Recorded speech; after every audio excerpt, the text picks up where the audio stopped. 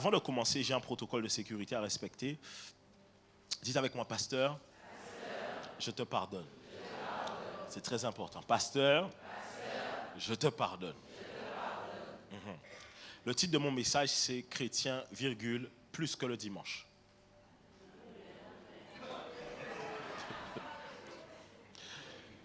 Chrétien, virgule, plus que le dimanche. Bon, si j'ai un sous-titre à donner, ce serait « Pourquoi il ne faut pas être un chrétien du dimanche ?» Pourquoi il ne faut pas être un chrétien du dimanche? Alors, lorsqu'on va parler du fait, si on peut juste me donner un peu... lorsqu'on va parler du fait d'être un chrétien du dimanche, ça concerne en réalité les personnes qui se disent chrétiennes, qui croient en Dieu, qui croient en Jésus-Christ. Là, j'ai un peu le Larsen. Qui croient en Jésus-Christ, mais qui sont là uniquement que le dimanche. C'est-à-dire qu'eux, ils viennent à l'église. Si tu leur demandes est-ce qu'ils sont membres, ils sont membres. Mais ils ne viennent que le dimanche. Le lundi, ce n'est pas pour eux. Ils connaissent déjà la parole de Dieu. Le mercredi, ce n'est pas pour eux. Ils sont déjà assez spirituels comme ça. Et donc, eux, ils ne viennent uniquement que le dimanche. Et en réalité, c'est comme quand tu t'inscris dans un club de sport. Tu as ceux qui s'inscrivent en loisir et ceux qui s'inscrivent en compétition. Les chrétiens du dimanche, eux, ce sont des aficionados du loisir. Ils viennent pour pouvoir s'asseoir, profiter de la clim, pouvoir recevoir une bonne petite prédication en rentrant le dimanche et pouvoir commencer la semaine. Mais ma prière pour toi, c'est que tu ne sois pas un chrétien du dimanche. Ma prière pour toi, c'est que réellement, tu ne t'inscrives pas dans le syndicat des chrétiens du dimanche. Et que Dieu fasse de toi un disciple dans le nom de Jésus. Avant de pouvoir commencer, on va aller dans Apocalypse chapitre 3, versets 15 à 16. Alors Apocalypse 3, 15 à 16 nous dit, est-ce qu'on peut lire ensemble? 1, 2, 3. Je connais tes œuvres, je sais que tu n'es ni froid ni bouillant. Puisses-tu être froid ou... Verset suivant. Ainsi, parce que tu es fidèle et que tu n'es ni froid ni bouillant, je te vomirai de ma bouche. Demande à ton voisin, tu es froid ou bouillant? Ou bien tu es tiède? Alors les chrétiens du dimanche, eux, se situent dans le tiède. Ils ne sont pas en dehors dans le sens où ils sont quand même chrétiens, ils croient en Christ, mais ils ne sont pas non plus trop chauds, ils ne sont pas non plus trop zélés. Eux, c'est juste le dimanche. Ou, il y a les chrétiens du dimanche, mais tu as les chrétiens aussi de Noël aussi.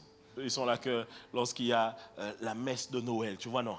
Là, ils se rappellent que, un sauveur nous est né. Et donc, ils retournent à l'église. Et donc, on doit pouvoir comprendre ensemble que ce n'est pas ce que Dieu veut pour nous. Et je vais voir avec vous aujourd'hui pourquoi ce n'est pas une bonne chose d'être un chrétien du dimanche. Parce que lorsque vous êtes un chrétien du dimanche, vous faites face à des défis, à des combats que vous n'allez pas remporter simplement parce que vous êtes un chrétien du dimanche. Et je vais vous donner maintenant plusieurs caractéristiques ou les choses que font les chrétiens du dimanche. Mon premier point à vous donner ce matin, c'est le chrétien du dimanche ne fait pas de Dieu sa priorité. Le chrétien du dimanche ne fait pas de Dieu sa priorité. Et je vais même vous expliquer. Le chrétien du dimanche vient à l'église le dimanche simplement parce qu'il n'a pas un brunch le dimanche matin. Mais allez lui proposer un petit brunch le dimanche matin dans un beau petit restaurant, un petit brunch le dimanche matin. Il vous dira incessamment sous peu, j'ai un programme déjà de prévu. Ça veut dire qu'il dira que moi, ma priorité, ce n'est pas Dieu. Ma priorité, ce n'est pas de chercher Dieu. Dieu, ça vient en dernier. Même le chrétien du dimanche, il considère le dimanche comme étant le dernier jour de la semaine, alors que normalement, c'est le premier jour de la semaine. Mais il le considère comme le dernier parce qu'il se dit que, c'est la fin de semaine. Après avoir fait beaucoup de choses, je peux aller à l'église juste pour pouvoir m'asseoir et pouvoir recevoir ma prédication. Mais il ne fait pas de Dieu sa priorité. Pourquoi? Parce qu'il estime qu'il y a des choses qui sont beaucoup plus importantes que Dieu. Le chrétien du dimanche, lorsqu'il parle à ses enfants, il ne dit pas à ses enfants, cherchez le royaume et sa justice, et toutes ces choses vous seront données par-dessus tout. Il dit, allez d'abord à l'école pour avoir un bon travail. Sauf qu'il oublie que quand tu mets dans la tête de ton enfant, va à l'école, tu auras un bon travail, tu es en train de lui dire, va au travail, tu auras de l'argent, et tu es en train de lui mettre comme seul but dans la vie d'avoir de l'argent. Or, les gens qui à un moment donné ont eu de l'argent savent que l'argent ne donne pas tout. Et il y a des choses que l'argent ne pourra jamais acheter. L'argent ne pourra pas acheter la santé, l'argent ne pourra pas acheter le bonheur, l'argent ne pourra pas acheter un cœur qui est restauré. Et donc le chrétien du dimanche, Dieu n'est pas sa priorité. Est-ce qu'on est là ou pas? Demande à toi, est-ce que tu es là? C'est bizarre, le premier culte, ça avait l'air plus chaud que vous, hein, vraiment. Oui, hein, tu veux qu'on te secoue un peu encore? Si vous voulez, on peut prier. Hein. On peut rentrer en prière. Hein. Moi, il n'y a pas de souci. On fait le culte de prière jusqu'à la fin. Demande à ton voisin, est-ce que tu es un chrétien du dimanche? Il ne fait pas de Dieu sa priorité. Pour lui, ce n'est pas Dieu le plus important. Il met d'abord les autres choses. En fait, lui, il ne vient à l'église que quand il est disponible. Or, on ne vient pas à l'église quand on est disponible. On se rend disponible pour venir à l'église. C'est la raison pour laquelle vous avez beaucoup de gens, lorsque vous leur proposez des programmes, par exemple, ils vont vous dire, j'ai ça, je travaille, j'ai une sortie, j'ai un rendez-vous, j'ai des trucs. Mais le chrétien du dimanche ne sait pas dire aux gens, je ne peux pas parce que je vais à l'église. On lui propose un truc à la plage le dimanche matin, il va chercher tout un tas de raisons, il ne sait pas dire, je ne peux pas, je vais à l'église le dimanche matin. D'ailleurs, le chrétien du dimanche, on sait très bien qu'on peut lui proposer les choses le dimanche. Quelqu'un qui est chrétien zélé, on sait qu'on peut lui proposer rien le dimanche matin. Tu sais qu'on vient le voir, on lui dit, ou ça matin, vient inviter, ouais, mais on savent qu'on ne va pas venir le dimanche matin, c'est l'église ou caille. Oh, est-ce que je parle à quelqu'un ou pas? Mais le chrétien du dimanche, on sait que lui, bon, on peut quand même l'inviter, il va quand même venir. C'est-à-dire que lui, son seul focus, c'est le dimanche. Mais en fait, il vient à l'église et il a une casquette. La casquette du chrétien qu'il enfile lorsqu'il arrive à l'église. Donc dehors, il injurie les gens, il parle mal aux gens, il est vulgaire, mais quand il arrive à l'église, shalom. Bien-aimé dans le Seigneur, bonjour. Il a un langage chrétien. Tu sais, il y a des gens qui ont un langage chrétien comme ça. Alléluia.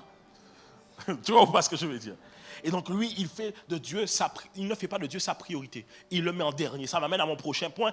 Il ne donne à Dieu que ce qui lui reste. Si c'est mon dimanche qu'il me reste, alors c'est ce que Dieu aura. Et même, tu en as d'autres qui disent même pas que c'est le dimanche. Hein. Ils disent tout ça travaille ainsi maintenant. Où les vont dimanche matin pour aller à l'église?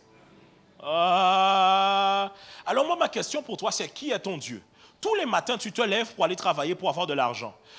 Ton patron te parle mal, tu ne réponds pas parce qu'il peut toucher à ton salaire. Ton patron t'insulte, tu ne réponds pas parce qu'il peut toucher à ton salaire. Tu es malade, tu vas quand même travailler parce que tu réfléchis au salaire. Tu ne rates pas les jours parce que tu réfléchis au salaire. Qui est ton Dieu? Est-ce que c'est l'argent qui est ton Dieu que tu cherches ou est-ce que c'est Jésus-Christ en qui tu crois? C'est la raison pour laquelle vous devez comprendre que lorsque quelqu'un est un chrétien du dimanche, en réalité, il n'a connu Dieu qu'au travers de la tradition et de la religiosité.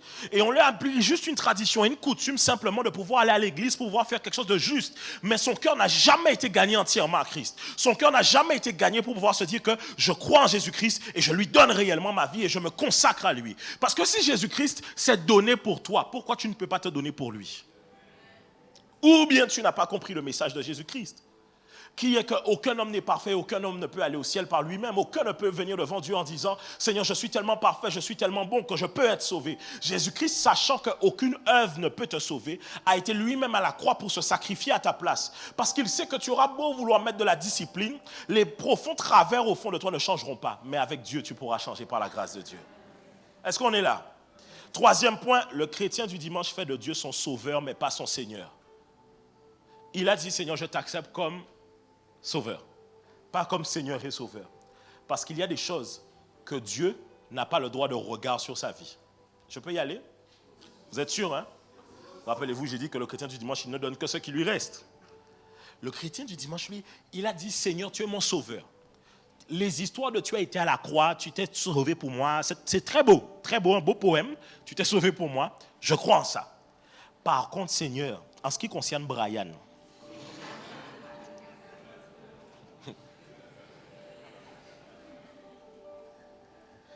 mais quand tu regardes Brian, tu vois le visage de Brian. Tu dis, ma soeur, est-ce que Dieu n'a pas mieux en réserve pour toi? Est-ce que Dieu ne peut pas te faire aller de gloire en gloire, de victoire en victoire? Parce qu'elle va te dire que non, je crois en Dieu, hein, mais ces histoires de relations, je ne suis pas dedans. Le chrétien du dimanche, comme il donne à Dieu que ce qui lui reste, quand il arrive au temps des dîmes et des offrandes, il a envie d'aller aux toilettes. Mais quand il arrive aux toilettes, il y a ses autres confrères qui sont déjà aux toilettes et en train de faire la queue pour aller aux toilettes. Donc il se dit, mince, en prix, ouais, pour qui j'arrive ça. Donc il retourne dans la salle. Il se dit, mais non, je ne peux pas faire ça quand même. Il faut que je fasse une offrande quand même à Dieu. Parce que c'est Dieu qui me permet d'avoir la santé pour aller travailler, pour avoir l'argent. Et que là où sera ton cœur, là où sera ton... Donc il vient, il ouvre le porte-monnaie. Il voit les 50 € qui lui parle. Il lui dit, moi. Il dit aux 50 €, au nom de Jésus, tu te tais maintenant. Il dit 5 centimes, où es-tu? C'est-à-dire que même quand il cherche, tu vois, quand il ouvre, il a été faire des courses dans la semaine. Quand la personne lui a remis la monnaie, tu sais la monnaie qui t'énerve là, qui est sale, qui est vraiment pas celle qui est propre, en plus celle qui est vraiment vilaine. Quand on lui a remis la monnaie, il était même énervé, il a fait comme ça. Là, il a fait comme ça. C'est-à-dire que lui-même, il est fâché d'avoir ça dans son porte-monnaie. Mais quand il doit donner à Dieu, hein, c'est ça là qu'il prend. Il gratte le fond, ça. Il fait remonter. Tu sais, quand tu cherches beaucoup, c'est ce que tu cherches là. Ce que tu cherches là n'est pas bon. Parce qu'en général, ce que tu aimes bien là, tu sais où le trouver directement, n'est-ce pas? C'est ce que tu cherches, ce que tu n'aimes pas trop. Mais écoutez, je vous assure, vous voulez savoir si quelqu'un vous aime, regardez ce qu'il est prêt à donner. La Bible dit car Dieu a tant aimé le monde qu'il a, celui qui aime donne. Celui qui ne donne pas n'aime pas. Quand on n'aime pas quelqu'un, on n'est pas prêt à lui donner quelque chose. Et Dieu, écoutez, dans le monde dans lequel on vit, vous donnez toute votre 7 heures, 8 heures de vos 24 heures pour un travail qui vous donne de l'argent. Si cet argent ne voit, je vous assure, c'est biblique. Si ça ne vient jamais dans la maison de Dieu, cela veut dire que c'est le monde dans lequel vous vivez qui est votre Dieu. Est-ce que je parle à quelqu'un? Écoutez, quand vous commencez votre journée, vous devez commencer avec Dieu. Pourquoi? Parce que c'est lui qui peut vous permettre d'aller tout au long de cette journée. Quand vous commencez une relation, vous devez commencer avec qui? Pourquoi? Parce que vous voulez vous assurer que Dieu vous amène jusqu'à la fin. C'est la même chose dans les finances. Et en réalité, vous voyez le cœur de quelqu'un à la manière dont il gère les finances vis-à-vis de Dieu. Et donc le chrétien du dimanche, il ne donne que ce qui lui reste. Et Dieu n'est pas là-dedans. Brian, Dieu n'est pas dedans. Le chrétien du dimanche, il dit, écoute, moi, je vis en concubinage et ce n'est pas grave. Oui, c'est nouveau. C'est tendance. Chaque dimanche, je suis assis. J'entends une prédication, j'entends que Jésus revient bientôt, mais je ne change pas. Moi, je me demande comment on est arrivé là. Avant, quand on prêchait aux gens l'évangile, les gens étaient saisis de crainte et rentraient chez eux et arrangeaient leur vie. Maintenant, ils viennent même ensemble et repartent ensemble dans la même maison. Sans jamais se dire, mais si Dieu désire que l'on puisse se marier, qu'on s'aime réellement, pourquoi on ne peut pas se marier? Pourquoi vous ne vous posez pas les vraies questions de pourquoi vous ne vous mariez pas? Ah, vous allez me dire, mais pasteur, mais au quoi tout ça de gens qui ont déjà échoué dans le mariage? Mais pourquoi tu as mal choisi aussi? Bon, je referme la parenthèse. Demande à ton est-ce que tu es un chrétien du dimanche? Est-ce que tu as fait de Dieu ton Seigneur? Ok, si tu dis que Dieu c'est ton Seigneur, on aime dire Seigneur, Seigneur, ça veut dire que Dieu régit un domaine. Et ce domaine c'est qui? Ce domaine c'est toi. Ça veut dire que tout ce qui concerne ta vie doit dépendre de la volonté de Dieu. Seigneur, où est-ce que tu veux que j'aille travailler? Seigneur, que veux-tu que je fasse pour toi? Le chrétien du dimanche, quand il prie pour demander à Dieu une voiture, c'est pour lui et lui-même. Celui qui est consacré dit, donne-moi une voiture, j'irai chercher les gens pour les ramener à l'église. Parce qu'il réfléchit que tout ce qui est à moi ne peut pas être que pour mes intérêts. Oui, Dieu veut que tu puisses jouir de ce qu'il te donne, mais il attend de voir quels sont ses intérêts dedans, dans le sens où est-ce que tu partageras aux gens l'amour qu'il a placé à l'intérieur de toi. Mon quatrième point, c'est que le chrétien du dimanche finit par se refroidir. Il finit par se refroidir parce qu'il ne vient que le dimanche. Et s'il ne vient que le dimanche, qu'est-ce qui se passe naturellement? Il n'entend pas un certain enseignement. Parce que le lundi, on donne un enseignement beaucoup plus approfondi et on répond aux questions. Le dimanche, quand je viens, je ne peux pas rentrer en profondeur dans certains sujets. Parce que si je rentre en profondeur dans certains sujets, il y a des gens que je vais perdre dans ce sujet.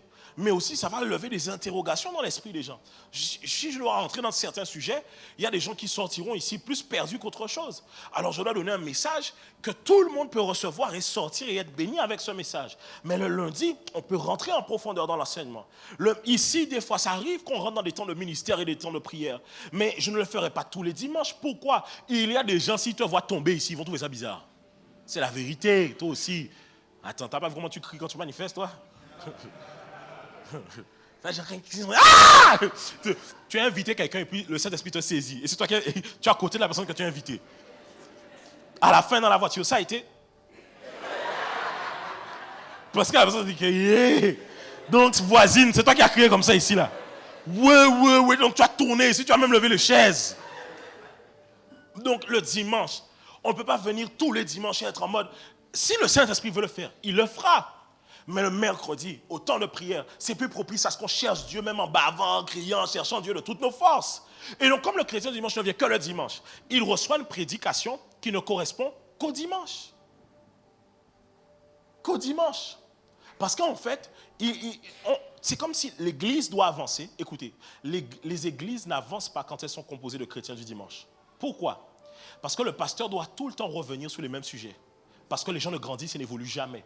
Donc, en fait, il y a des gens qui... Vous savez, il y a des gens qui aiment se plaindre en disant « Pourquoi les gens parlent toujours sur l'impudicité ?» Parce que tu n'es jamais sorti de l'impudicité. Au lieu de poser la question « Pourquoi les gens parlent beaucoup de l'impudicité ?» Ma question, c'est « Pourquoi tu es toujours dans l'impudicité ?» Pourquoi tout le temps on parle du péché? Pourquoi tu es tout le temps dans le péché? En réalité, les sujets auraient déjà changé si tu avais déjà changé. Parce que celui qui évolue, on doit lui donner quelque chose qui correspond à là où il est aujourd'hui. C'est la raison pour laquelle il y a des gens, je vous assure, hein, qui aiment beaucoup entendre beaucoup de mystères, mais qui n'accomplissent pas le basique de la foi en Christ. Est-ce que je parle à quelqu'un? Il ne tient pas ferme face aux tempêtes et tentations de la vie car il n'est pas enseigné. Comme il est refroidi, il n'a pas entendu une prédication qui a secoué son entendement. Il a été dans un contexte où, toute une semaine, imagine, toute une semaine, tu viens du lundi au samedi, tu es à la maison, tu regardes Netflix, tu regardes une série. Dans la série que tu vas voir, vrai de vrai, aujourd'hui dans les séries, maintenant, waouh, tu as l'impression qu'on est obligé de mettre des scènes bizarres dedans. Et avant, tu sais, tu pouvais avancer, n'est-ce pas? Mais maintenant, ils mettent des dialogues pendant les scènes bizarres. C'est-à-dire que tu ne peux pas trop avancer parce que tu te dis, mais je vais rater peut-être un dialogue en même temps pendant qu'ils sont en train de faire leur truc. Donc du lundi au samedi, tu es sur Netflix. Tu sors, tu écoutes la musique bizarre, tu es tout le temps dans un état de... En fait, tu deviens de plus en plus charnel. Alors que les gens sont ici en train de jeûner et de prier, manger la soupe. Toi, tu connais tous les restaurants de la Guadeloupe, tu les as vus cette semaine. Tu as même été à Saint-François, tu as ligné les langoustes. Tu as dit que ouais, l'Éternel est vivant, il faut en profiter, non? Et donc pendant que les gens sont en train de se consacrer, toi, tu es en train de pouvoir devenir de plus en plus laxiste avec toi-même. Les gens sont en train de prier, toi, tu es en train de chiller. Les gens sont en train de se consacrer, toi, tu es en train de te désacrer. Ou de te désacraliser. Ça veut dire que de plus en plus, tu es en train de prendre une espèce de pente que tu ne te rends même pas compte. Et quand tu arrives maintenant devant le péché, il se pourrait que si tu étais venu mercredi, le péché que tu as rencontré jeudi n'allait pas te faire tomber. Si tu étais venu lundi soir, le péché que tu as rencontré dans la semaine n'allait pas te faire tomber. Pourquoi? À l'enseignement, on explique comment vaincre les tentations. Si tu étais venu à la semaine pour pouvoir... Tu ne sais pas... Écoutez, la Bible raconte que Jésus va vers un homme auprès de la piscine de Bethesda et Jésus demande à cet homme, est-ce que tu veux être guéri? Et cet homme dit à Jésus, oui, je le veux, mais à chaque fois que l'ange arrive, parce que dans la piscine de Bethesda, il y avait un ange qui descendait, qui secouait les eaux, la première personne qui descendait était guérie. Est-ce qu'on est ensemble? Cela veut dire qu'il y a une question de là où Dieu vient visiter et à quel moment tu es présent. Il y a certaines personnes, vous avez raté votre délivrance à cause d'une absence. Ta vie aurait pu déjà changer juste à cause de ta présence. Parce que ce jour-là, Dieu est venu et Dieu t'a touché. Combien de choses? Écoutez, il y a plusieurs, vous étiez là, qui étaient là pendant les 2 premières semaines. Bon, maintenant, imaginez que vous aviez raté les 2 premières semaines. Réfléchissez encore à tout ce qu'on a vécu durant les 2 premières semaines. Imagine si tu avais raté les 2 premières semaines. Comment tu serais là aujourd'hui? Il se peut même que tu ne saches même pas tout ce que tu as raté. Mais rends-toi compte de comment des fois on peut venir à l'église et là, Dieu te touche. Là, Dieu te parle. Des fois, tu te dis, purée, j'avais pas envie de venir, mais heureusement que je suis venu aujourd'hui. Parce que j'ai reçu une parole qui était pour moi. Si je n'étais pas venu, je n'aurais pas entendu ça. Quand quelqu'un vient à l'église, il a la tête, il est plus bas que terre, il est à terre, il reçoit une parole qui lui permet de relever, de redresser sa tête durant cette semaine. Donc le chrétien du dimanche, il est tout le temps abattu. Tout le temps abattu. Écoutez, je peux vous parler vrai ou pas? Un chrétien peut faire face à la dépression, mais ne doit pas jamais rester dans la dépression. Oh, je sais que ça va à l'encontre de tout ce qu'on vous raconte partout. Tu peux faire face à la dépression, mais tu ne dois pas rester dans la dépression. Tu peux faire face à la tristesse, mais tu ne dois pas rester. Pourquoi? Si tu restes dedans et tu demeures dedans, cela veut dire qu'il y a quelque chose qui cloche au niveau de ta relation avec Dieu. Parce que lorsque tu es dans la présence de Dieu, et il dit, assieds-toi à ma droite et je ferai de tes ennemis tes marchepieds. Donc tu comprends que tous les problèmes que je rencontre ne sont que les étapes vers l'élévation de ce que Dieu a prévu. C'est la raison pour laquelle un chrétien du dimanche, on doit beaucoup à chaque fois revenir sur certaines choses avec lui. À chaque fois, il revient sur des questions basiques qu'on a déjà répondues. Tu n'as jamais remarqué, il y a des gens, ils arrivent et puis ils posent une question. Tout le monde en mode, mais oh, la question a déjà été répondue depuis longtemps. On a déjà même répondu à la question au moins 5 fois. Et ce n'est pas parce que tu n'étais pas là avant, c'est parce que tu étais simplement absent. Et tu as des gens comme ça, jamais présents. Ils ne reçoivent pas, mais ils se demandent pourquoi je tombe. Écoutez, des fois, ce n'est pas une délivrance que tu as besoin. En fait, oui, tu as besoin d'une délivrance. Mais ce n'est pas d'une délivrance comme tu t'y attends. Tu penses que la délivrance que tu as besoin, c'est on t'impose les mains. Et puis tu vas... Ah! Et puis on dit à l'esprit, sors. Il fait, non, je ne sors pas. C'est ça que les gens aiment. C'est ça que tu aimes. Tu as envie que... faut que je sois l'onction. La Bible dit, vous connaîtrez la vérité vous affranchira. Il y a certaines délivrances qui ne viennent que par la connaissance. Rappelez-vous ce que je vous enseignais. Que fais-tu encore là? J'expliquais que le niveau où tu es est déterminant par rapport à la sagesse que tu as. Le niveau de connaissance que tu as te permet de franchir une nouvelle étape. Qu'est-ce qui fait que tu as un poste souvent? Même quand il y a un concours à passer, tu dois acquérir une nouvelle connaissance qui te permet de pouvoir rentrer dans ce poste. En réalité, certains chrétiens ne vivent pas la vie que Dieu leur demande de vivre simplement parce qu'ils sont ignorants.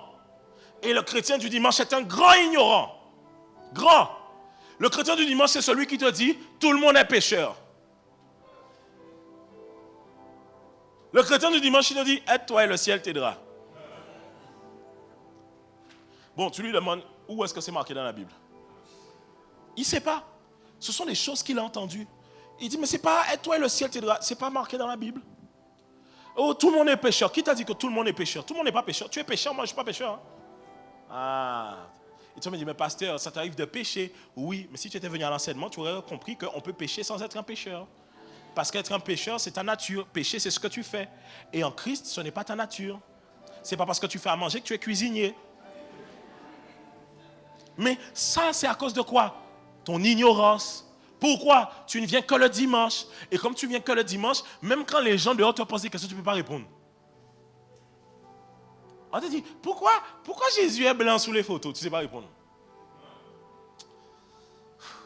Tu dis, je vais écrire à mon pasteur. Une question simple comme ça. Quelqu'un vient te voir, te dit, comment je fais pour être sauvé? Et tu lui dis, alors, il ne faut pas mentir, il ne faut pas voler, il ne faut pas... Seigneur. Et il y a beaucoup de chrétiens, tu leur poses la question, tu leur demandes, comment on fait pour être sauvé? Je vous assure. Je peux poser la question, je vais au pif. Je demande un sondage chrétien, pas ici parce que je vous ai déjà enseigné ça beaucoup de fois. Comment on fait pour être sauvé? Vous allez voir, les gens vont bugger. Comment on fait? Il faut être bien, il faut faire le bien autour de soi, il faut être bon. Ça, c'est la philosophie, ce n'est pas le salut. C'est la philosophie. Parce que tu ne viens que le dimanche. Le chrétien du dimanche trouve que les chrétiens zélés en font trop. Il trouve que les chrétiens zélés en font trop. Tu sais, c'est celui qui vient et il aime dire, des fois, je peux ouvrir une parenthèse. Je peux ouvrir une parenthèse. C'est ce qui arrive dans beaucoup de familles dans l'époque dans laquelle on est. Des parents qui sont chrétiens, mais chrétiens du dimanche, dont leurs enfants sont touchés par Dieu, acceptent Jésus, mais deviennent des chrétiens consacrés. Ça met une inimitié dans la maison. Parce que le parent chrétien du dimanche, il estime que le dimanche, c'est bon pour aller à l'église. Mais quand il voit son enfant qui va en semaine, son enfant qui se consacre, pour lui, c'est un problème. Et c'est là où je dis, je vous assure, que ce soit les parents, que ce soit les gens mariés, les couples, vous allez vous rendre compte que la raison pour laquelle certaines personnes veulent que leur conjoint ou que leur enfant accepte Jésus, ce n'est pas pour Dieu. C'est pour eux-mêmes. Tu veux que ton enfant accepte Jésus pour qu'il arrête de t'embêter et fasse la vaisselle à la maison. C'est juste ça. Pour que ton enfant arrête de t'embêter et qu'il arrête de mal te parler. Mais le jour où ton enfant accepte Jésus et qu'il veut se consacrer à Dieu, ça devient problématique à la maison. Tu veux que ton mari accepte Jésus ou bien que ton copain, Brian, qu'il accepte Jésus, tu veux qu'il accepte Jésus parce que tu te dis, ah non, franchement, Brian, il n'est pas bon, il a fait braquage, il a volé mon pasteur. Donc tu veux que Brian accepte Jésus pour qu'il se range. Mais quand Brian te dit, je veux servir Dieu, je veux répondre à l'appel au ministère. Ah non, Brian, non, nous pas été signé pour ça, Brian, non, ah non. Ah non, moi je voulais que tu acceptes Jésus pour qu'on aille en vacances avec l'argent de la drogue, Brian. Toi aussi. En fait, ce n'est pas pour Dieu, mais c'est pour toi-même. Et je disais ça, vous savez, le chrétien du dimanche, malheureusement, le truc c'est que, j'aimerais pouvoir ouvrir une parenthèse, et j'aimerais parler aux femmes ce matin. Seigneur, l'Éternel est mon berger, je ne manquerai de rien. Quand je marche dans la vallée de l'ombre de la mort, je ne crains aucun mal. Même si les femmes veulent me taper. Il y a des femmes, tu sais, quand elles reviennent, tu sais qu'est-ce qui se passe dans leur vie. Les chrétiens du dimanche, et surtout les femmes, quand elles reviennent, tu sais qu'est-ce qui se passe.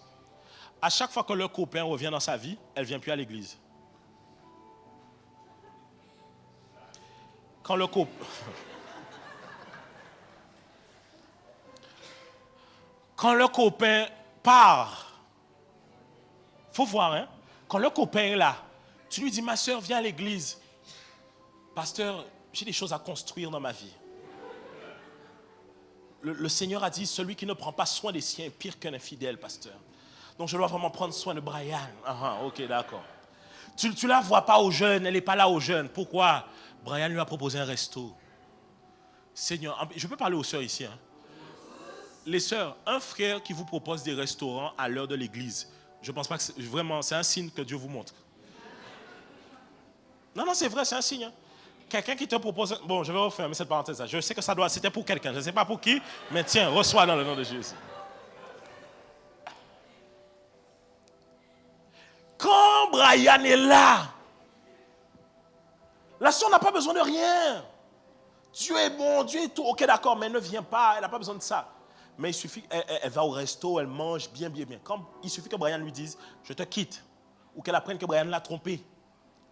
Tu vas voir, elle fait les 2 dernières semaines de jeûne. Elle dit, pasteur, on retire la soupe, on fait jeûne à sec. Parce que là, quelque chose doit changer. Jéricho doit tomber. Oui, elle est là. Tu la vois prier. Tu te dis, wow, Dieu l'a touché. Non, c'est Brian. C'est Brian qui a touché son cœur. Et donc elle est en train de prier. Elle dit, Seigneur, agis. Nous, on est là que le ciel s'ouvre. Elle dit que Brian revienne. Ah, Dieu. Et tu le vois, hein? Mais je connais déjà, je vous assure. Moi, je ne m'en fais pas. Vous savez, pour que certaines personnes acceptent Jésus, quel genre de prière il faut faire? Que son copain la quitte. Oui. Il faut être patient. Tu dis, Seigneur, que son copain la quitte. Tu t'assois. Tu vas voir comment elle va arriver. Moi, ma question pour toi, comment le Saint-Esprit se sent quand il voit que tu le cherches uniquement quand tu n'as pas ce que tu voulais? Et je parle aux femmes. Vous voulez savoir pourquoi je parle aux femmes? Mesdames, je vais vous dire une chose. Dans cette histoire-là de comment voulez-vous battre pour que les gens... En fait, je ne sais pas si c'est une campagne d'évangélisation que vous faites, ou vous voulez ramener vos croches à l'évangile, je ne sais pas. Il y en a des fois, le Seigneur t'envoie juste prêcher l'évangile à un gars, tu penses que c'est ton gars. Ce n'est pas ton gars, c'est un gars que tu as amené à Christ, c'est tout. Je ferme la parenthèse. Alors, ce que je veux dire par là, c'est que dans ce jeu-là, vous vous faites avoir. Vous voulez savoir pourquoi? Parce que les hommes, quand ils se consacrent à Dieu et qu'on leur dit d'abandonner l'impudicité, ils vous quittent. Et vous devenez leur témoignage du 31 décembre. Ils disent, oui, j'étais avec une sœur, j'étais dans l'impudicité avec elle, mais l'Éternel m'a délivré de Jézabel. Donc tu deviens le témoignage de quelqu'un. Donc tu sais le faire, lui, quand on lui parle. Non, je vous assure, non, vrai. J'ai rarement reçu un frère en entretien que quand le frère me parle de la relation, parce que, écoutez, je ne dis pas que dès qu'on arrive à Christ, on quitte les gens avec qui on est. Il se peut que la personne accepte Jésus. Mais si tu vois que la personne ne veut pas accepter Jésus, elle ne veut pas se consacrer, pourquoi tu vas rester? Et en plus, elle veut te ramener dans le monde. Souvent, les frères que je reçois, quand je leur dis ça, ils me disent, pasteur, c'est vrai. Tu sens que ça les touche, mais ils me disent, c'est vrai. Ils sortent, ils vous envoient un message direct, ils prennent la décision. Mais les sœurs, oh non, il faut les voir.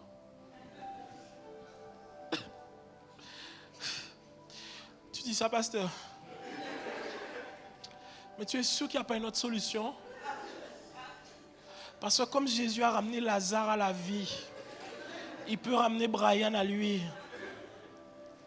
Tu dis, ma soeur, tu lui as déjà prêché l'évangile plusieurs fois, il ne veut pas. C'est la sorcellerie que tu veux faire? Non, en fait, je ne sais pas.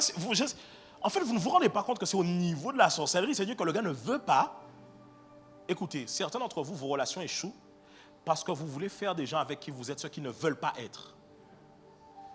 Vous voulez forcer les gens à être ceux qui ne veulent pas l'être. Allez chercher ce que vous voulez. Au lieu de forcer quelqu'un qui ne veut pas, le gars t'a dit c'est une tortue. Toi tu dis je veux un cabri. Il te dit moi je suis tortue. Toi tu dis que non, fébé. Seigneur. Donc on a un rendez-vous, je dis ma soeur, tu sais, c'est pas ça ne glorifie pas Dieu. Mais pasteur, tu sais, il est... Alors là, la fameuse phrase de 3 mots. Il est gentil. Seigneur, je ne veux pas voir. Ça démontre l'état de tes relations, hein, et de ton estime de toi-même. Des fois, vous ne vous rendez pas compte, hein, mesdames, je veux vous parler. Vous ne vous rendez pas compte, mais vous souffrez grandement d'un manque d'estime de vous-même. Et vous recherchez votre valorisation et votre validation au travers des hommes que vous fréquentez. Or, plus ils vous le fréquentent, plus ils laissent un creux à l'intérieur de vous et vous n'êtes pas heureuse. Regarde tous les ex que tu as laissés, ils sont partis avec un bout de toi. Maintenant, tu es vide. Et maintenant, quand Dieu va envoyer la bonne personne vers toi, tu vas la maltraiter à cause de tous tes ex. Que Dieu te délivre du manque affectif dans le nom de Jésus. Tu te bats. Tu te bats. Et vous savez, hein, beaucoup de femmes ont un grand destin, mais échouent à cause d'une relation. Combien de femmes ont un grand destin? Combien peuvent servir Dieu? Écoutez, hein, je vous dis, dans la génération dans laquelle on est, vous croyez que Dieu va attendre que les hommes se lèvent pour le servir? Parce que moi, souvent, quand les gens me disent, pasteur, pourquoi en Renaissance, les femmes, parce que les gens me posent souvent la question, pourquoi les femmes prêchent? Je dis, parce que moi, je crois que Dieu ne va pas attendre que vous, les hommes, vous vous levez, que vous vous consacrez pour que les gens prêchent. Non, non, non, les âmes sont plus importantes que vos considérations de ceci et de cela. Et du reste, après, bibliquement parlant, il y a des fondements qui permettent aux femmes de prêcher. Mais ce que je veux expliquer, c'est qu'il y a beaucoup de femmes qui passent à côté. Écoutez, vous ne vous rendez pas compte, hein? Je vais préparer ce message-là. Je l'ai déjà dit, hein. Qu'est-ce qui empêche aux entières de se consacrer à Dieu? L'une des grandes choses qui vous empêche de vous consacrer à Dieu, c'est les relations. Et ça, peu importe les tranches d'âge. Dans l'église, vous allez voir que peu importe les tranches d'âge des gens, leur plus grand problème, c'est les relations. Regarde, qu'est-ce qui t'empêche de te consacrer? Dis-moi, qu'est-ce qui t'empêche? Cherche bien. Tu verras, ce n'est pas les boîtes, tu ne vas plus en boîte. C'est pas ça. C'est pas parce que tu fumes, tu bois, mais c'est pas ça. Regarde bien. C'est une relation qui te ramène constamment dans le péché. Constamment. Ma question, c'est, chez nous entiers, qu'est-ce qui n'a pas marché pour qu'on soit dépendant, affectif comme ça? On n'arrive pas. Je posais la question. Je disais, c'est la semaine dernière que j'ai posé la question, demande à ton voisin combien de temps il est resté célibataire. Même en Christ, les gens n'arrivent pas à rester célibataires. Ils quittent quelqu'un, il doit être quelqu'un après. Il quitte quelqu'un, il doit être quelqu'un après. Il quitte quelqu'un, il doit être quelqu'un après. Que Dieu te délivre de ça dans le nom de Jésus. Vous ne vous rendez pas compte comment vous avortez et vous hypothéquez votre destin là-dedans. Vous êtes dans des relations bizarres où vous prenez la tête avec des gens la nuit alors que vous aurez pu prier Dieu. Oh, vous devez vous expliquer sur chaque mot. Mais je ne sais pas, qu'est-ce qu'on doit vous dire de plus? En plus, vous aimez... Non, je crois que je ne dois pas vraiment parler. Hein, non. Vous êtes là à aimer beaucoup de choses sur les réseaux. Oui, les relations toxiques, machin, mais vous restez dedans. Sinon, arrêtez de gaspiller notre réseau. On a des data, laissez-nous bien faire les data. Vous gaspillez la bonne passante pour des relations. Vous savez que c'est mauvais, mais vous partagez toujours en story. Oh, les relations toxiques. Tout le temps des statuts visés pour ton gars, mais tu es toujours avec lui. Pourquoi tu es avec lui si tu fais des statuts visés? Cherchez un autre en Jésus-Christ. Est-ce que vous me suivez? Des fois, vous êtes compliqué. Vous vous compliquez la tâche. Vous vous compliquez la tâche. Tu es dans un truc bizarre. Tu sais que c'est bizarre. Vous-même deux, vous savez que c'est bizarre. Vous deux, vous savez que c'est bizarre. Vos parents savent que c'est bizarre. Même le Seigneur sait que c'est bizarre. Même les démons, même ils se disent, waouh, là par contre, waouh, incroyable. C'est bizarre. Normalement, ils te demandent de breveter ça parce que le concept de votre couple, il est étrange. Tu restes là-dedans, tu souffres, tu ne grandis pas. Ta vie de prière, elle chute. Ta consécration, elle chute. Tout chute. Tu es tout le temps dans des histoires de téléphone, de sortie, de machine, de... Regarde comment tu es devenu charnel. Et tu ne comprends pas que ce n'est pas pour la gloire de Dieu. Et maintenant, quand vient le moment de pouvoir prendre une décision de quitter cette personne-là, ça, tu te sens mal. Ok, qu'est-ce qui n'a pas marché? Je vous ai déjà posé la question la semaine dernière, mais je vous la reposerai encore. Asseyez-vous avec vous-même et posez-vous la question. Pourquoi je n'arrive pas à être célibataire? Ne me dites pas, pasteur, oui, moi je suis... Il y a des gens, parce que quand je dis ça, ils disent, non, pasteur, moi je suis célibataire, et ça va. Non, c'est parce que, ou paie pas. Non. C'est parce que tu n'as personne qui vient. C'est pour ça que tu es célibataire. Tu as des gens, ah là. Il y avait un pasteur qui disait ça. Il dit, il y a des gens, c'est pas qu'ils ne pêchent pas parce qu'ils font le choix, ils ne pêchent pas par manque d'occasion. Il dit parce que c'est vrai. Il dit pourquoi c'est toujours les gens qui ne sont pas beaux à regarder qui aiment parler de la sanctification. C'est normal que tu sois dans la sanctification. Manque d'occasion. Demande à ton voisin, c'est toi?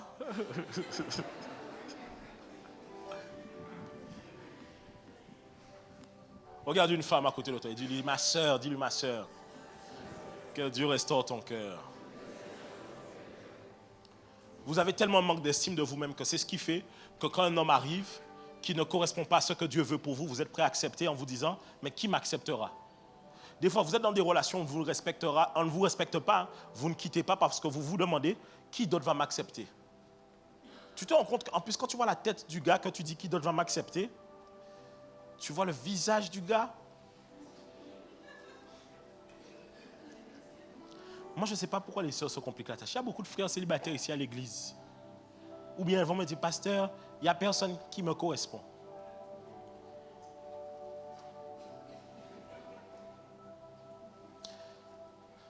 Je peux y aller? Vous êtes sûr? Vous êtes sûr? Tous les beaux gars que tu as déjà eu dans ta vie, ne t'ont-ils pas fait souffrir?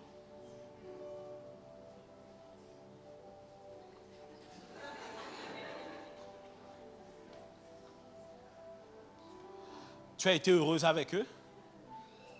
Quel est le souvenir que tu en gardes? Bon, maintenant, et je lisais une phrase qui disait ça, hein, toutes les femmes ont toujours un homme qui serait prêt à tout faire pour elles. Mais elles ne sont pas avec lui.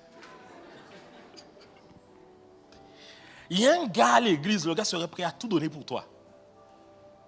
Mais toi, tu veux celui qui ne veut pas entendre parler de toi. Et le gars qui est prêt à tout donner pour toi, pendant la dévotion, en ce moment, il prie là. Il dit, Seigneur, touche le cœur de Natacha. Touche le cœur de Natacha.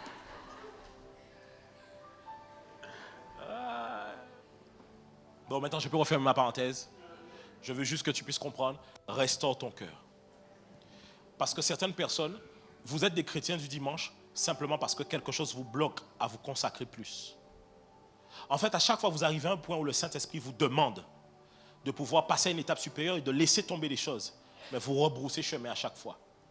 Qu'est-ce que vous n'imaginez pas? Hein? Vous imaginez, écoutez, imaginez si personnellement,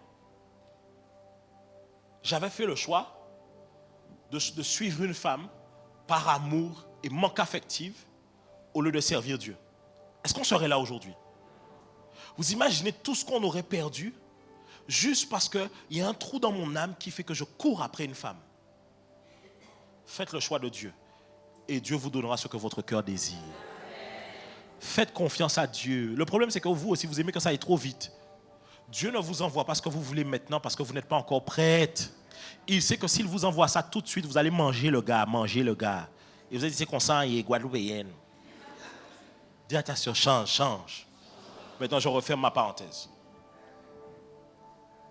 Le chrétien du dimanche peut se retourner contre Dieu et son Église. Et ça, c'est une réalité. Les chrétiens du dimanche font partie de ce qu'on appelle la foule. Dis avec moi la foule. Jésus, lorsqu'il rendait ministère, il avait la foule qui était avec lui et au travers de laquelle il faisait des miracles pour la foule. Il nourrissait la foule, faisait des miracles, il prêchait l'évangile à la foule. Mais Jésus n'était pas intime avec la foule. Jésus avait les disciples. Dis avec moi les disciples. Dans les disciples, il avait les 120 disciples. Dans les 120, il en avait 12 qu'il a nommés réellement proches de lui.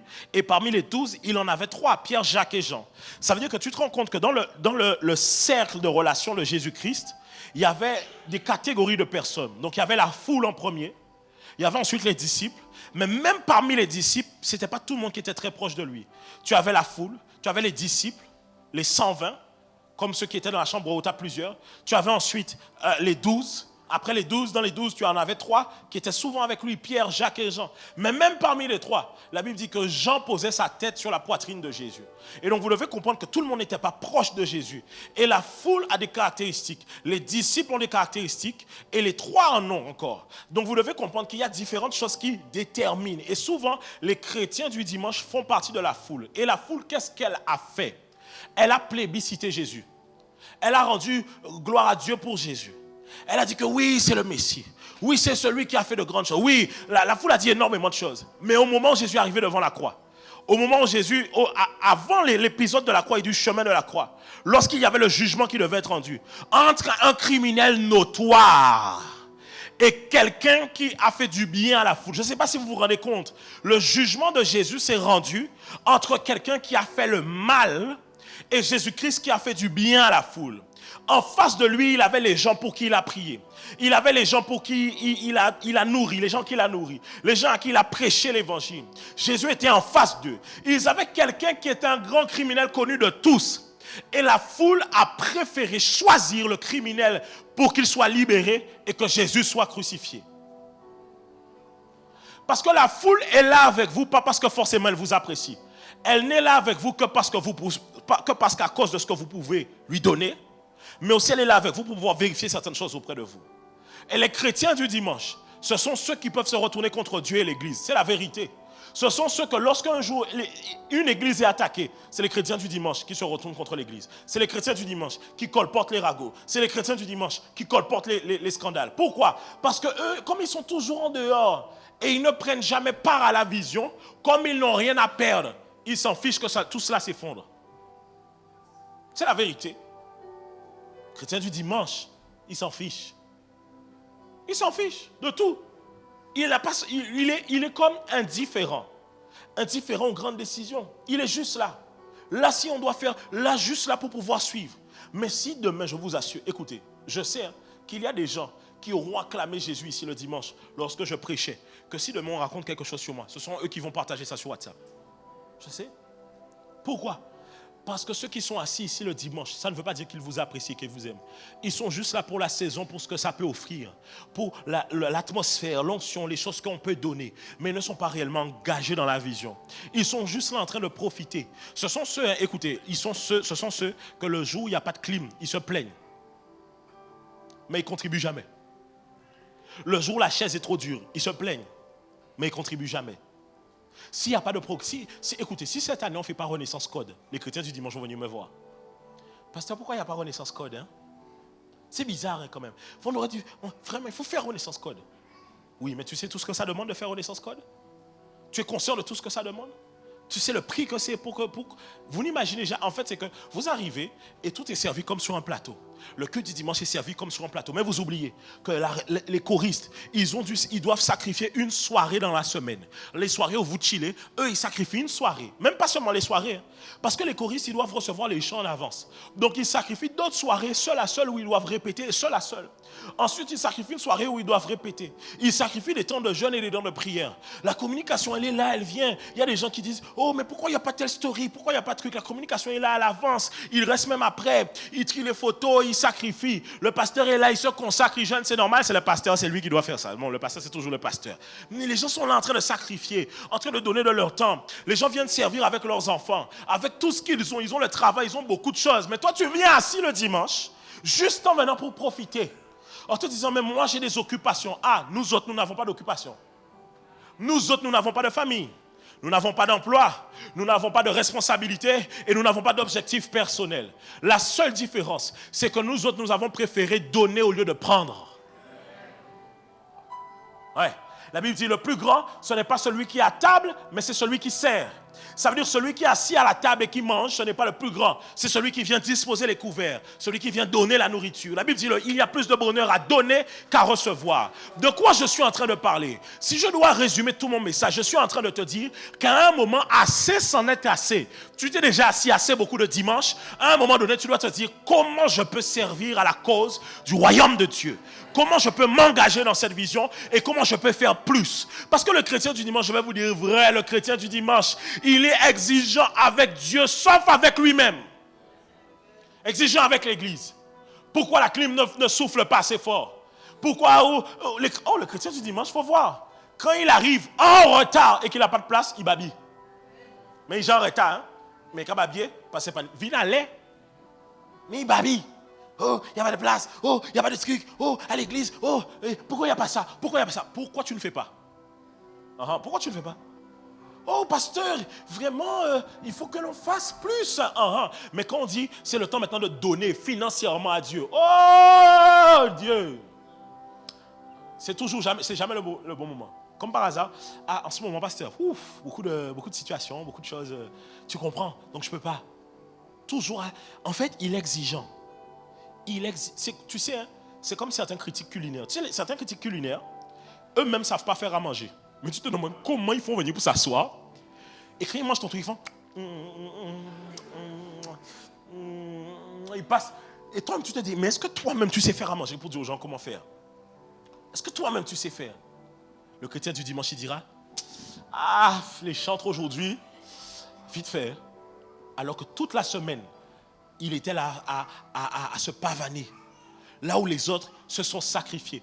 Écoutez, vous savez, le dimanche est un moment où les âmes doivent être gagnées. Le dimanche est un moment pour les gens qui ne croient pas en Christ, qui puissent venir et que les âmes soient gagnées. Le dimanche n'est pas temps pour que les chrétiens puissent passer du temps entre eux, c'est pas ça. C'est qu'on a un objectif. C'est-à-dire que chaque semaine, on doit réfléchir ce dimanche. Qu'est-ce que l'on fait? Comment on améliore la chose pour que les gens soient touchés à Christ? Mais toi, tu arrives. Ça fait 6 mois que tu es là, assis. Tu ne te poses jamais une question. Comment je peux faire pour aider l'Église à avancer? Exigeant avec les autres. Exigeant avec Dieu. Pourquoi Dieu n'a pas fait ça? Pourquoi Dieu n'a pas répondu à mes prières? Pourquoi Dieu n'a pas répondu à mes attentes? Pourquoi tu ne réponds pas aux attentes de Dieu? Tout le temps, qu'est-ce que Dieu n'a pas fait? Qu'est-ce que Dieu n'a pas fait? Mais toi, qu'est-ce que tu fais pour Dieu? Je vous dis, écoutez, tu mets Dieu le dimanche, il ne te répondra que le dimanche. Le lundi, quand tu as des problèmes, il te dira, on se voit. Le mardi, quand les problèmes arrivent, on se voit. Le mercredi, tu dis, non, Seigneur, là, ça a chauffé. Mais toi, ce n'est pas le dimanche. Mais non, dans le planning, toi, c'est dimanche. Ah, si tu es à l'heure, parce que des fois... C'est-à-dire que même dans le... Écoutez, vous ne faites pas de Dieu votre priorité et vous voulez que dans le planning de Dieu, lui, il fasse de vous votre priorité. Écoutez, mettre God First en profil Instagram ne changera rien. Mettre des versets, mettre le logo de la croix, l'emoji de la croix violet, dans le cadre violet, là, ne change rien à la vie de personne. C'est de se consacrer à Dieu réellement. Combien de gens aiment pouvoir... Normalement, on doit vous mettre dehors de l'équipe. FC chrétien, on doit vous mettre dehors. Tout le temps là pour toi, oh, je suis chrétien, je suis chrétien. Quand les chrétiens, on les insulte, tu n'es pas là pour nous défendre. Quand les chrétiens, on les malparle, tu n'es pas là pour nous défendre. Quand il y a l'œuvre de Dieu, tu n'es jamais là pour servir. Quand il y a l'œuvre à financer, tu n'es jamais là pour financer. Mais, quand par contre, un chantre sort une louange, tu aimes dire aux gens, c'est normal, c'est les chrétiens. Quand quelqu'un, regarde, hein, Kanye West a dit qu'il donne sa vie à Jésus, tu allais dire à tout le monde, ah, tu as vu même Kanye West, mais toi-même, tu fais quoi même? Tu as toujours des gens, ils entendent Justin Bieber chrétien. Ils sont heureux, mais toi, tu fais quoi, toi? Est-ce que tu peux te réjouir de leur conversion à eux? Ah, c'est ça, vous ne voulez pas entendre, hein? C'est ça. Tu partages... Non, mais arrête de partager les exploits des autres quand tu n'as rien fait. Tu n'as rien fait. Quand on dit tu n'as rien fait, tu ne vas pas aller prêcher à Justin Bieber. Mais même dans le corps de Christ, tu ne fais rien. Comment veux-tu prendre les honneurs de ce que l'Église dans sa globalité fait si toi-même tu ne contribues pas? En fait, vous ne vous rendez pas compte. Mais quand vous êtes chrétien du dimanche, vous êtes comme un enfant dans une maison qui tire les plans quand il y a du ménage à faire. Quand il y a le ménage, il va aux toilettes. Il dit, oh, j'ai mal au ventre. Quand il y a des courses à faire, il dit, oh, j'ai mal à la tête. Toujours en train de tirer les plans. Il va gambader au moment, le samedi matin, comme c'est que c'est ménage, il part. Fiou! Regarde, j'ai dit, on rentre en jeûne. Et cette année, hein, j'ai fait exprès d'annoncer le jeûne depuis, je crois, octobre-novembre. J'ai annoncé ça tôt. Je t'ai annoncé ça depuis 2 mois, tu n'es pas rentré dedans. Pitié, oh non. Je t'ai annoncé ça 2-3 mois à l'avance. On arrive, tu n'es pas dedans. Non, à un moment de toi, à un moment donné, tu dois comprendre une chose. Oui, c'est la vérité, je vais te dire quelque chose. Il doit y avoir une prise de conscience qui doit se faire. Comment quand, je ne sais pas, tu es assis chaque dimanche ici, tu apprends qu'un truc se fera, tu ne te dis pas comment je peux contribuer. Il y a beaucoup de choses à faire dans la maison de Dieu. Il y a l'accueil à faire, il y a la sécurité à faire, il y a la communication, il y a beaucoup de choses. Ce n'est pas tout le temps tout le monde peut aller chanter, il y a d'autres choses. Parce que tu vas me dire, moi, pas ça, je suis chantre. Il y a plein d'autres choses à faire. Et vous ne vous rendez pas compte que, écoutez, certaines familles, vous savez, certains hommes de Dieu, vous n'imaginez pas comment leurs familles ont été détruites ici en Guadeloupe. Ici en Guadeloupe. Allez regarder les familles des hommes de Dieu. Allez les regarder, scrutez-les. Regardez autour de vous les pasteurs que vous connaissez et regardez l'état de leur famille. Est-ce que même vous connaissez leurs enfants? Est-ce que leurs enfants sont en Christ? Regardez bien. La déchirure familiale dans la famille de ceux qui servent Dieu, dans les familles de ceux qui servent Dieu, est simplement dû à l'absence de ceux qui ne servent pas Dieu. Vu qu'il y a peu de gens qui servent Dieu, ça fait plus de travail pour ceux qui servent Dieu réellement. Ici, dans le staff, gloire à Dieu, hein, on a à peu près 30-40% dans l'église à servir Dieu, alors que normalement dans les églises, c'est 20% pour 80%. Mais vous devez comprendre une chose. Il y a des gens qui ici ne peuvent même pas pouvoir se dire que ce dimanche, je vais m'asseoir pour suivre le culte, simplement parce que tu ne sers pas. Et il y a des gens, regardez, ils sont obligés de servir aux deux cultes, parce que toi, tu ne sers pas. Et en plus, tu ne sers pas, mais tu n'invites même pas des gens pour venir à l'église. Donc on se retrouve avec, c'est pas que je dis qu'on n'est pas bien là où on est, mais c'est qu'on peut faire plus. Si je viens chaque dimanche et que je vous habitue à ça, vous venez, la louange est bien, la louange est bien, la prédication est bien, et vous êtes en mode, oh, c'est trop bien, je repars à la maison, on a échoué. Pourquoi? J'ai fait de vous juste des partisans qui s'assoient, qui reçoivent et qui repartent. Aujourd'hui, cette année, tu vas servir Dieu. Tu dois te poser la question, qu'est-ce que je peux faire? Il y a forcément quelque chose que tu peux faire. Oh pasteur, mais moi je ne peux pas faire un truc trop prenant. Même l'accueil, tu peux faire. Bonjour, bienvenue. Mais comme tu n'aimes pas dire bonjour aux gens. Le service, c'est bon. Parce que le service travaille ton caractère. La Bible dit, le faire aiguise le faire. Dans le service, tu vois, par exemple, regarde, par exemple, hein, tu es, de base, tu es toujours peut-être un chrétien qui te plaint que les gens ne t'aiment pas. Mais quand tu arrives au service, on comprend pourquoi les gens ne t'aiment pas.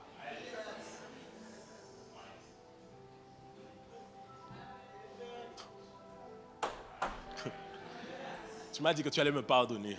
Donc je te prêche. C'est la vérité. Tu arrives au service, tu boudes, tu parles mal aux gens.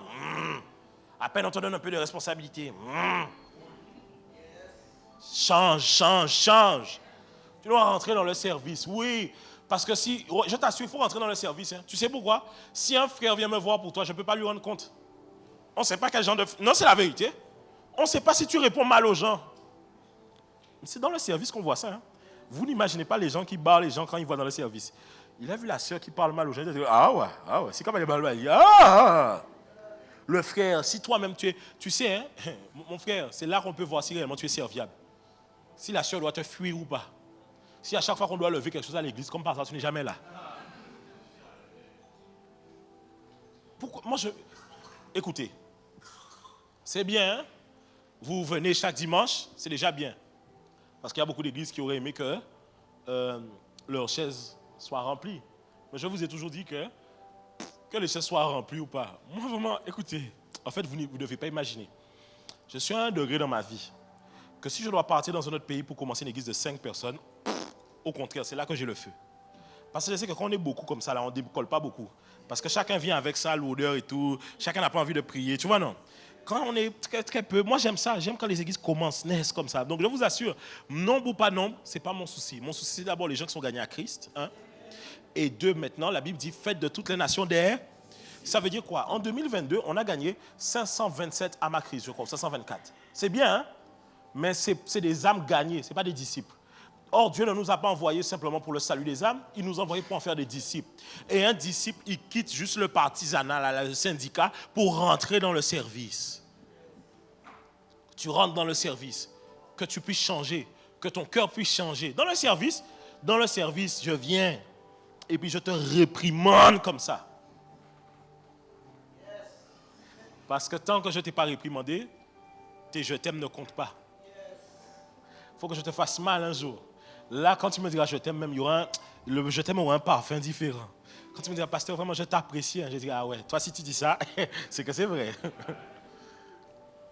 Je ne parle pas de choses en mode on abuse des gens, non. Je parle de, tu sais, tu vas forcément mal faire. Il y a des gens, vous êtes ultra susceptibles, on ne peut rien vous dire.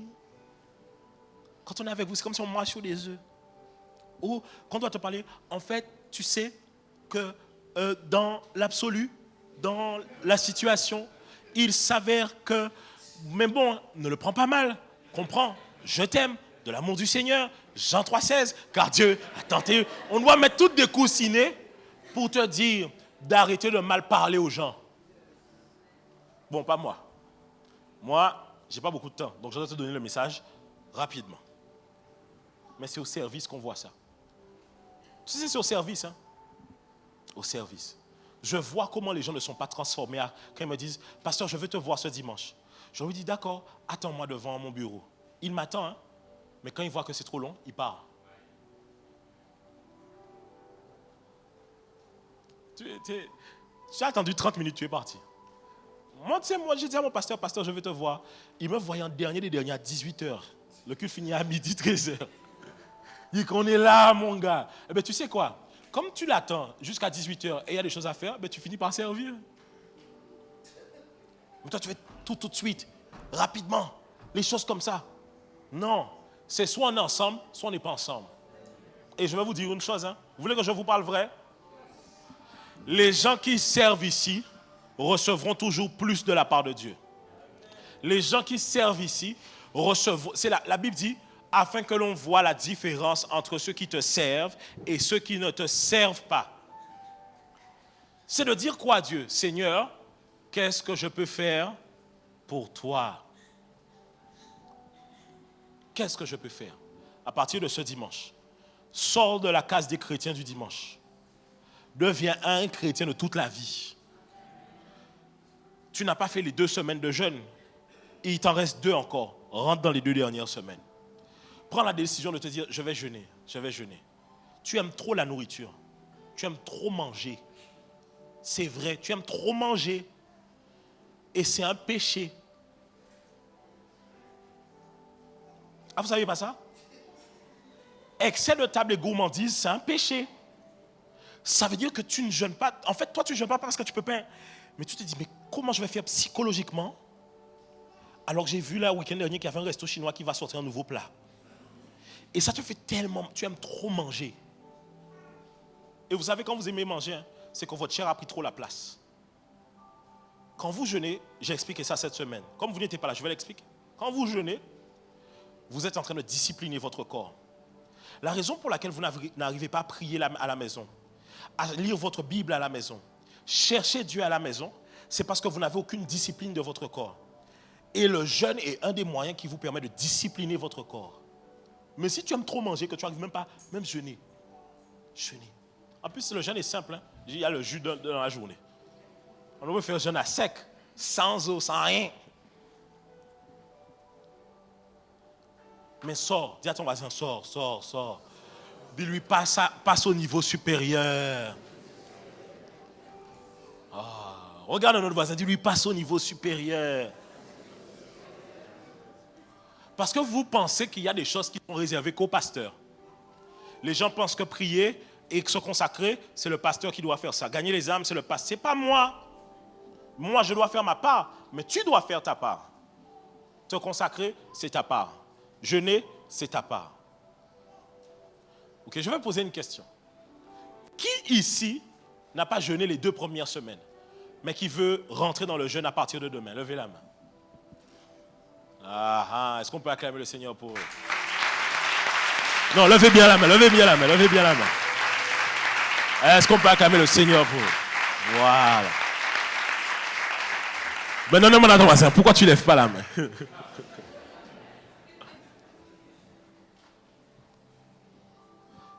Des fois, je parle avec des gens, c'est le 2e culte, hein, donc je peux y aller ou pas? Okay. Des fois, je parle avec des gens et les gens me disent, pasteur, j'aimerais vivre plus avec Dieu. J'aimerais chercher et recevoir plus de Dieu.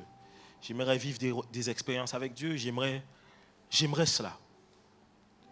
Et vous savez, la réponse que je peux vous donner à ça, elle est simple. Si l'Église dispose déjà des temps où vous pouvez vous consacrer, si seulement ces temps-là, vous n'êtes pas présent, vous n'êtes pas qualifié pour aller plus loin.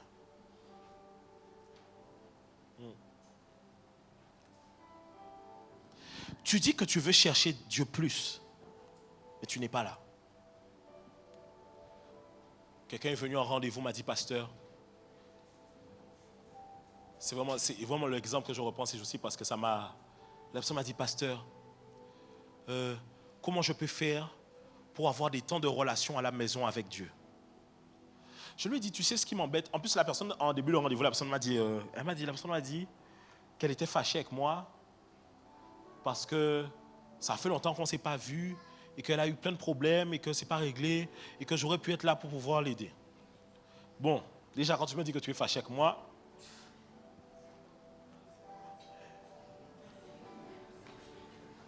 moi j'ai bien dormi pendant tout ce temps. Ok, d'accord. Ok. Et je lui dis pourquoi. Elle me dit oui, parce que, voilà, j'ai deux questions. Elle me dit rien ne va, pasteur. Je lui dis ok, j'ai deux. Je lui dis ok, d'accord, c'est quoi? Elle me dit, pasteur, j'ai deux problèmes. Premier problème, comment je fais pour avoir des temps d'intimité avec Dieu? Je lui dis, tu sais, hein, les temps d'intimité avec Dieu, j'ai enseigné comment les avoir à Bible Meetup le lundi, au travers du thème, le chapitre, mes rencontres quotidiennes avec Dieu. Je lui ai déposé ça là, hop. Et je lui ai dit, en plus, toi, tu venais au départ, et tu as arrêté de venir. Et pour aucune raison en plus. Parce que quand je te pose des questions, en réalité, il n'y a aucune raison. Deuxième truc, oh pasteur, je ne trouve pas d'emploi. Je lui ai dit, mais regarde, on avait dernièrement Renaissance Business, on a proposé aux gens de l'emploi. Tu étais là? À votre avis? Non. Donc moi, jusque-là, j'étais tranquille. Mais maintenant, je lui ai dit, écoute-moi bien. Donc, tu as passé plusieurs mois à être fâché contre moi au lieu d'être fâché contre toi-même. Ce n'est pas contre moi que tu dois être fâché. C'est contre toi-même. Parce qu'il y avait tout à ta disposition pour pouvoir atteindre certaines choses. Mais par ton absence, tu n'as pas eu et tu veux maintenant te tourner vers les autres qui ont. Ah non. Parce que vous savez, ceux qui ratent la bénédiction en veulent à ceux qui ont reçu leur bénédiction. C'est pareil dans la vie, vous allez voir que ceux qui ont beaucoup semé et que Dieu bénit financièrement dans leurs entreprises, les autres les en veulent, mais ils n'ont jamais semé ce que les autres ont semé. Et je lui dis, mais comment veux-tu aller loin avec Dieu si vous n'obéissez, écoutez, je vais vraiment utiliser le terme, même pas suivre les conseils. N'obéissez pas au simple principe que l'on vous donne. Écoutez, quand on met un programme le lundi et le mercredi, vous pensez que c'est pour qui? Moi, attends, ok. Peut-être que c'est moi, on a mal communiqué. Peut-être qu'on a dit que le lundi, c'était pour les élites. Vous m'avez entendu un jour dire ça? Le mercredi. Et c'est pas pour dire qu'on n'a pas de gens, hein, mais c'est que je sais que en semaine, le mercredi, on a à peu près 150 personnes. Le dimanche, on a entre 250 à 300 personnes. Ça veut dire qu'il y a la moitié de l'église qui ne participe jamais au programme. Mais c'est la même moitié qui prendra beaucoup de rendez-vous pour régler des problèmes qu'on aurait pu résoudre dans la prière ici.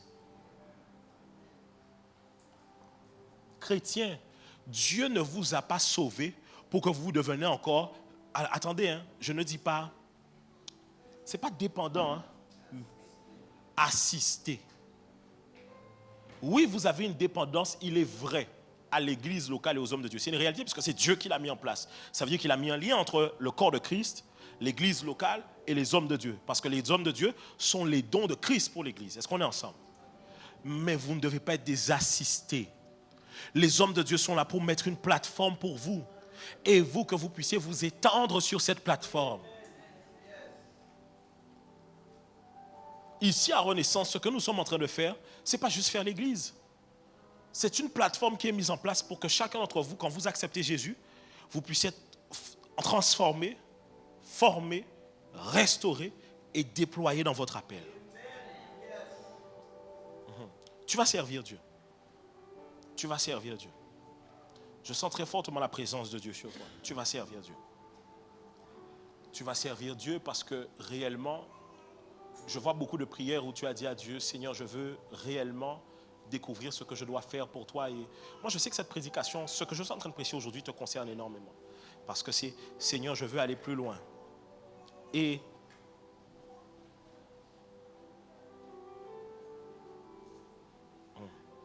je reviens. Vous êtes appelés à servir Dieu. Vous êtes appelés à servir Dieu. Parfois, simplement, c'est que vous n'imaginez pas ce que vous pouvez faire. Il nous arrive des fois de regarder des gens faire des choses et de ne pas penser que nous-mêmes, on est capable de pouvoir les faire. Jusqu'au jour où on découvre ce que Dieu a déposé à l'intérieur de vous. Tu vas servir Dieu. Je me dis de te dire, ne t'en fais pas, je vois beaucoup de questionnements pour dire, Seigneur, comment je réajuste pas mal de choses pour pouvoir mieux te servir. Ce n'est pas parce que tu ne veux pas, c'est réajuster certaines choses. Il te dit de lui faire confiance, de pouvoir répondre par la foi, et lui-même va faire bouger les choses comme elles doivent bouger.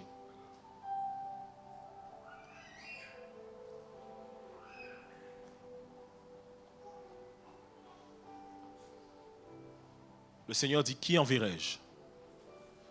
Qui marchera et qui parlera pour nous? Qui va me servir? Qui va faire plus pour moi? On est passé à 2 cultes. Cela veut dire qu'il faut plus de gens qui servent. On a dit qu'on gagne plus d'âmes. Ça veut dire qu'il faut que plus de personnes puissent s'engager aussi pour gagner les âmes. Mais si à chaque fois qu'on fait l'appel, tu n'es jamais présent. C'est comme une vidéo que j'ai regardée. On va dans la rue, on demande aux Français, si la guerre éclate en France, est-ce que vous pourrez vous battre pour la France? La plupart des réponses, les gens disent, jamais. Jamais je peux me battre pour la France.